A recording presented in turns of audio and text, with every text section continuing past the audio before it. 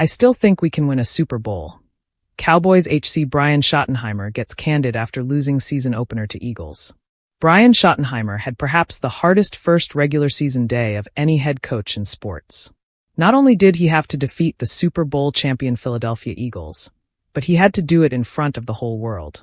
He also had to keep the team focused after losing Micah Parsons in a move that was entirely out of his control. It would give any head coach plenty of reason to throw in the towel or otherwise lower their expectations. However, in a public statement relayed by Dallas Cowboys beat reporter John Machota on X on September 5th, Schottenheimer doubled down on what he expected out of his team. Of course, starting 0-1 is a scenic route to the Super Bowl. Teams have recovered from losing on opening day, but it doesn't make it any easier for Brian Schottenheimer to get the top seed in the NFC, which is often required. Brian Schottenheimer receives much-needed source for optimism. Brian Schottenheimer at Baltimore Ravens v. Dallas Cowboys.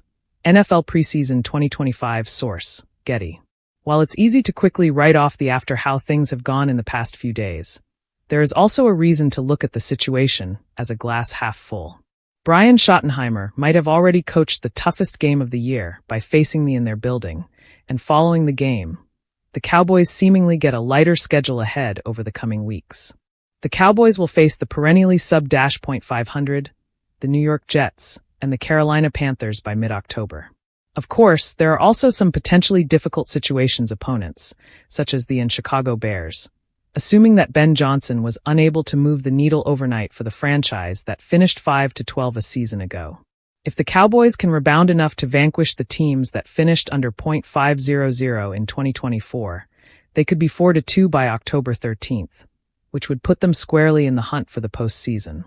However, they will need to move with a sense of urgency as they head into an early mini-bye before facing the Giants on September 14th.